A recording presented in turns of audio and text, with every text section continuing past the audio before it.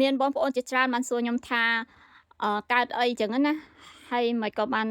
ទៅមន្ទីរពេទ្យសង្គ្រោះបន្ទាន់អញ្ចឹងហើយខ្ញុំសូមប្រាប់បងប្អូនអាការៈដែលខ្ញុំទៅថាត្រូវទៅពេទ្យបន្ទាន់អញ្ចឹងដោយសារតែខ្ញុំឃើញ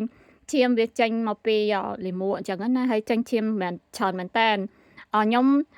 មានជំងឺមហារីកពោះវៀនធំដំណាក់កាលទី4ណាហើយបានទទួលវះកាត់ហើយព្យាបាលជាច្រើនលើកច្រើនសារហើយឥឡូវហ្នឹងគឺ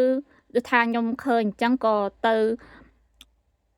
មន្ទីរពេទ្យសង្គ្រោះបន្ទាន់មន្ទីរពេទ្យអញ្ចឹងហើយគេក៏បានទៅថាមើលទៅក៏គ្រូពេទ្យថាអូនឹងឈាមអញ្ចឹងណាដល់ពេលអញ្ចឹងទៅខ្ញុំត្រូវ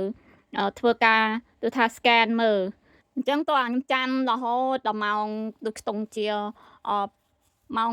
7 8អញ្ចឹងណាហើយអាឈាមហ្នឹងដែលចេញមកពីនិមួតហ្នឹងក៏វាបាត់ទៅហើយប៉ុន្តែខ្ញុំអត់អស់ចិត្តទេព្រោះអីត្រូវតា scan មើលអញ្ចឹងណាហើយពេទ្យក៏ធ្វើ CT scan ហ្នឹងហើយបន្ទាប់មកក៏បានលទ្ធផលថាអត់មានបញ្ហាអីនៅក្នុងកាពះដូចថារបៀបថាថ្លើមយើងក៏អីអត់មានមហារីកទេថ្លើមហើយសួតក៏អត់មានមហារីកដែរហើយកាពះអីហ្នឹងក៏អត់មានមហារីកដែរប៉ុន្តែគេមិនអាចមើលនៅក្នុងអាពោះវៀនរបស់យើងណាបានទេអញ្ចឹងតើខ្ញុំត្រូវមានដូចថា scan មួយទៀតគឺ scan មើលនៅក្នុងមាត់របស់យើងដូចថាគេដាក់កាមេរ៉ានៅក្នុងមាត់របស់យើងហើយគេឆ្លុះចូលទៅក្នុងបំពង់អាហាររបស់យើងមើលនៅក្នុងពោះវៀនមើលនៅក្នុងកាពះយើងនៅក្នុងហ្នឹងណាហើយពេទ្យក៏ឲ្យខ្ញុំគឺថាមានថា liquid diet ទេគឺញ៉ាំតែទឹកស៊ុបគោអីចឹងណាហើយស៊ុបមាន់ឬក៏ jello អីចឹងទៅjello ដូចជាអត់ទេហើយបន្ទាប់មកគឺខ្ញុំនេះនៅក្នុងថាស្លៀកពាក់ពេទ្យចឹងទៅផ្លាស់សម្លៀកពាក់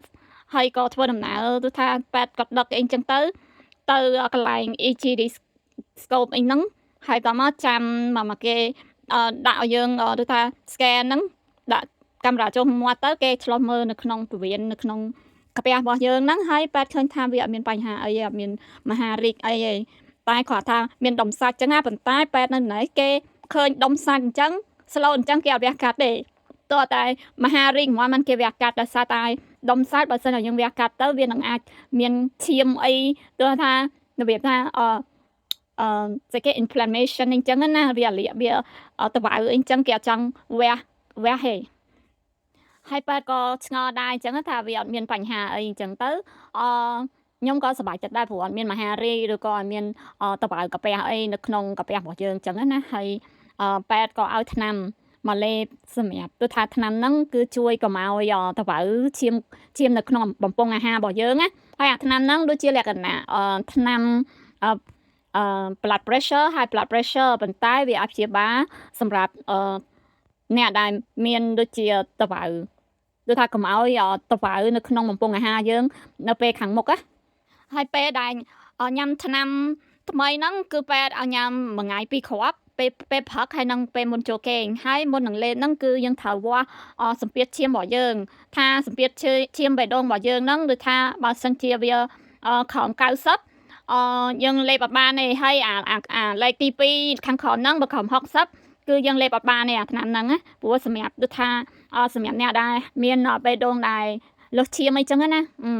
ហើយដល់ពេលអញ្ចឹងខ្ញុំបានទិញម៉ាស៊ីនសម្រាប់វាស់ឈាមហ្នឹងហើយបន្ទប់ខ្ញុំដេកហ្នឹងវារបៀបថាភួយច្រើនដល់សារខ្ញុំចាញ់ល្ងាដល់ពេលអញ្ចឹងទៅខ្ញុំសុំពេទ្យយកភួយច្រើនអញ្ចឹងច្រើនជាន់ហើយនៅពេលដែលអត់មានបញ្ហាអីទេគឺពេទ្យអាចឲ្យយើងទៅផ្ទះបានហើយដូចថាយើងមិនបាច់នៅមួយយប់ទៀតទេបើសិនជាយើងមានបញ្ហាគឺយើងនឹងត្រូវនៅមួយយប់ទៀតដើម្បីមើលតាមព្យាបាលបន្តទៅទៀតអញ្ចឹងណាសូមអរគុណបងប្អូនដែលបានអធិដ្ឋានសម្រាប់ខ្ញុំផងដែរ